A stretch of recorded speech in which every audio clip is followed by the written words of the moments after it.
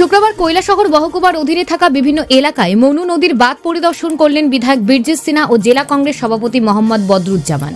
পরিদর্শনে মনু নদীর বাঁধের সংকটজনক চিত্র সামনে এসেছে। প্রতিটি অঞ্চলে বাঁধের অবস্থা খুবই শোচনীয়।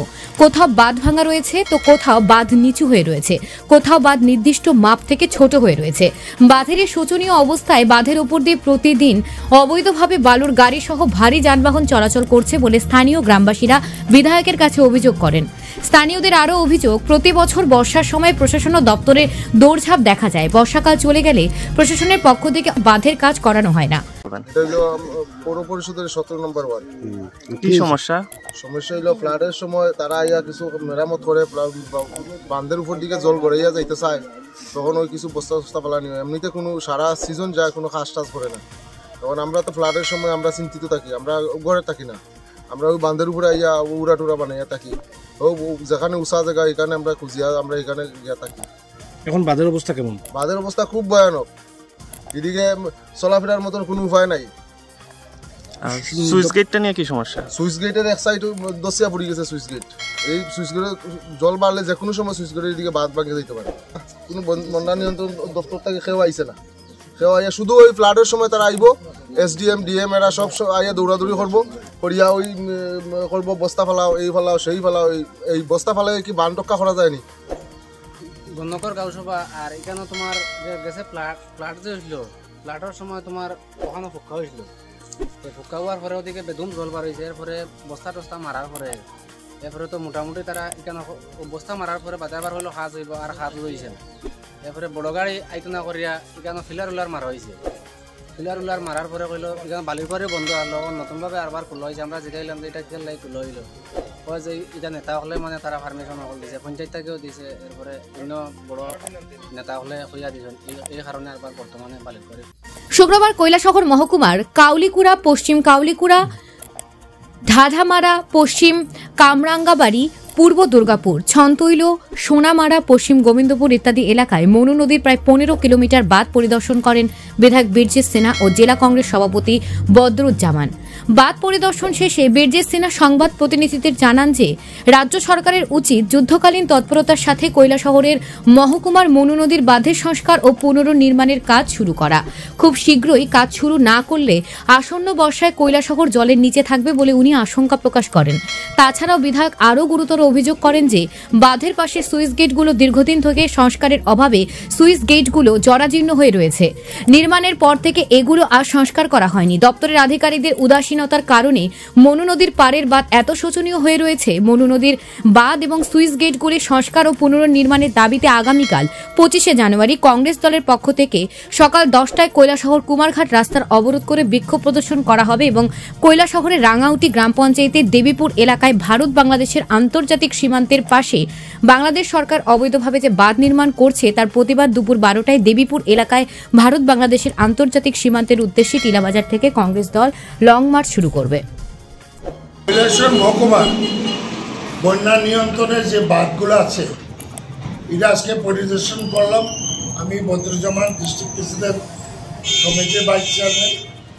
এবং যে বাঁধের অবস্থা, এটা মেরামত যদি না হয়, উচ্চা করে যদি ভালো করে ফেন্সিংয়ের ব্যবস্থা না হয়, তাহলে বর্ষার সময় বিপর্যয় অবশ্যই। একদিকে বাংলাদেশের অনেক উচ্চা করে বাঁধ নির্মাণ করা হচ্ছে, সেসব কারণে নিচের দিকে জল গড়াবে না, এদিকে বাঁধ লাগবে, সেটা আমরা দেখছি। এবং এখানে 90 সুইচ গেট, তবে 40 বছর 50 বছর আগে লাগানো হয়েছিল লোহার সুইচ গেট, কোনো মেরামত নেই। এবং সুইচ গেটের দিকেও গেল বর্ষার সময় জল ঢুকছে, সেই কারণে আমরা নিজেরা শস্যকে দেখলাম। এবং কালকে তো আমাদের আন্দোলন আছে এয়ারপোর্টের সন্নিকটে 3 মিনিটে 10টায় ব্লকেজ আছে 1 ঘন্টার জন্য। এবং 12টার থেকে আমরা যে লং মার্চ শুরু হবে বাংলাদেশের যে অবৈধ বাঁধ এটার প্রতিবাদে এবং বাঁধ নির্মাণের জন্য। সেই কারণে আমরা আজকে সচক্ষে দেখলাম এবং সাংবাদিকরাও দেখেছেন, আপনারাও ফটো তুলেছেন। এবং এটা কৈলাসহরবাসীর স্বার্থে আমরা মুভমেন্ট করছি। সরকারকে তড়িঘড়ি যুদ্ধকালীন ভিত্তিতে যাতে সিদ্ধান্ত নেয়। আমরা গেছি কাউলিকুড়া, ঠাটামারা এবং সেখান থেকে পশ্চিম কামরাঙ্গাবাড়ি এবং পূর্ব কামরাঙ্গাবাড়ি, দুর্গাপুর, সোনামারা বাঁধগুলো আমরা দেখছি। গোবিন্দপুরের ফাটা তো সকলের অভিজ্ঞতা আছে। সুতরাং আমরা গভর্নমেন্টের কাছে জোরালো দাবি রাখি, যুদ্ধকালীন ভিত্তিতে এই বাঁধের পুনর্নির্মাণের কাজ করে, নাহলে আমরা আতঙ্কে আছি জেলাশহরবাসী। দাদা, দিদি, মাসি, পিসি, আপনারা কি চান বাঁচাতে নিজের প্রাণ? হ্যাঁ, তবে কার থেকে? বাস থেকে। বাস যখন পড়ে কাউকে রক্ষা করে না, তাহলে বাঁচার উপায়? হ্যাঁ, মন দিয়ে শোনো। গভীর অন্ধকারে মেঘের ভিতরে যখন শরীরে শিরশিরি জাগে, ঘাড়ের পেছনের চুল ফুরফুরিয়ে উঠে, বুঝে নিতে হবে বাজ এক্ষুনি পড়বে। কুজ হও, কুজ হও, কুজ হও। কুজু কি করে হবো? এভাবে নিচু হয়ে বসো। এই নাও, নিচু হয়ে বসে বললাম। বসো নিচু হয়ে, পায়ের গোড়ালি যেন মাটিতে না লাগে। হাত দিয়ে কান ঢাকো, সাউন্ড প্রুফ বানাও।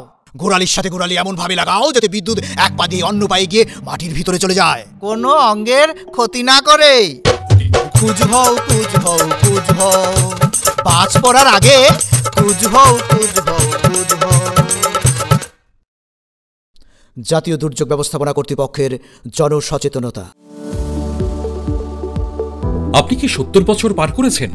যদি আধার কার্ড অনুযায়ী আপনার বয়স 70 বা তার বেশি হয়ে থাকে, তবে আপনি পাবেন আয়ুষ্মান বয় বন্দনা কার্ডের মাধ্যমে বার্ষিক পরিবার পিছু 5 লক্ষ টাকার বিনামূল্যে স্বাস্থ্য বীমা পরিষেবা।